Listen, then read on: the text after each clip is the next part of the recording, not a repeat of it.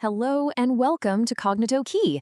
Today, we're going to step into the, well, let's just say the kind of chaotic world of computer networks to figure out how they manage to keep any order at all. We're breaking down the essential rules that stop your Wi-Fi from turning into one big, messy digital shouting match. Oh, you know that feeling, right? When everyone in a meeting tries to talk at once, it's just total chaos.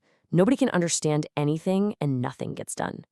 Well, believe it or not, that is the exact problem a network has to deal with every single second. Just imagine all those devices trying to talk over the same line. How on earth does it work? Well, the answer is a really clever set of rules called Multiple Access Control, or MAC for short. The best way to think about it is as the official rulebook for polite digital conversation. MAC protocols are like the referee, telling each device when it's their turn to talk, making sure every single message gets through loud and clear. All right, so here's our game plan for this explainer. First, we'll get to the heart of the shared network problem. Then, we'll look at 3 totally different ways to solve it: the Wild West of random access, the strict discipline of controlled access, and the super organized method of channelization. And to finish up, we'll figure out how to pick the right rule for the job. Okay, so here's the absolute core of the issue. A shared network is basically one big classroom. You've got all these students, your phone, your laptop, your TV, all trying to talk to the teacher, the router, at the very same time. If they all shout at once, what does the teacher hear? Just a bunch of noise. In the networking world, we call that a collision, and it's the #1 enemy of good communication. So first up, let's look at the random access protocols. This approach is all about freedom. Every single device gets the same priority, and there's no single boss calling the shots. It's kind of like a classroom where you don't have to raise your hand. You just decide for yourself when to speak. And, as you can probably guess, this can get a little bit messy. So in the early days, you had this system called pure ALOHA, and its rule was simple: just talk whenever you want. The result? Oh yeah, collisions all over the place. So they came up with a slightly more organized version, slotted ALOHA. This introduced time slots, so devices could only start talking at the beginning of a slot, kind of like waiting for a bell to ring. It definitely helped, but it didn't solve the problem completely. Now, this is where things start getting a little bit smarter. We get something called Carrier Sense Multiple Access, or CSMA. And this adds a rule that's just plain common sense, really. Listen before you speak. A device will first sense the network to see if anyone else is talking. If the coast is clear, then and only then does it send its data. And CSMA comes in 2 main flavors. For wired networks, like the Ethernet cable plugged into your computer, we use collision detection. The devices can actually hear when a collision happens, and they'll stop talking immediately. But for wireless networks, like Wi-Fi, it's really hard to hear a collision while you're busy transmitting. So instead, they have to use collision avoidance, using clever tricks to try and prevent collisions from ever happening at all. Okay, but what if that whole free-for-all thing is just too unpredictable? Well, that brings us to our next category: controlled access protocols. This is where we bring in a central authority, like a strict teacher, to enforce the rules and make sure there are absolutely no interruptions. One way you can do this is with a method called polling. Here, you have one primary device, the teacher, and all the others are secondary. The teacher just goes down the line, asking each student, "Do you have anything to say? How about you?" Nobody speaks out of turn. It's super orderly, but yeah, all that asking can definitely slow things down a bit.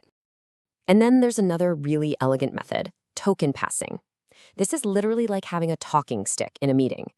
A special digital permission slip called a token gets passed from one device to the next in a circle. You are only allowed to talk if you are holding that token. When you're done, you just pass it to your neighbor. Simple as that. Okay, so we've seen a free-for-all and we've seen strict rules. Now for our third and final category, which, well, it takes a totally different approach. This is channelization. The idea here is, instead of worrying about whose turn it is to talk, what if we could just split the classroom into smaller soundproof booths?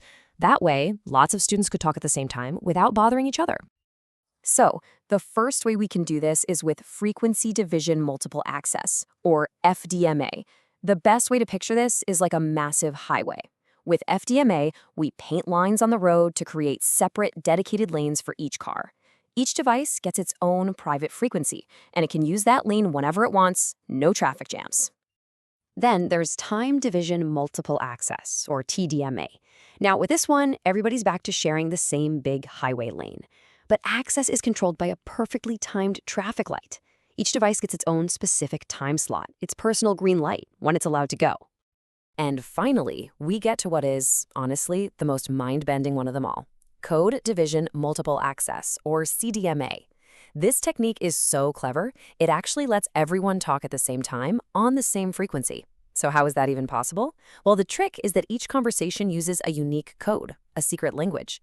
So even though you can hear all the chatter in the room, your receiver is tuned to only understand the message spoken in your secret language. So wow, we've looked at 3 completely different ways of managing all this network traffic. The big question is, which one's the best? Well, as with most things in technology, there's really no single right answer.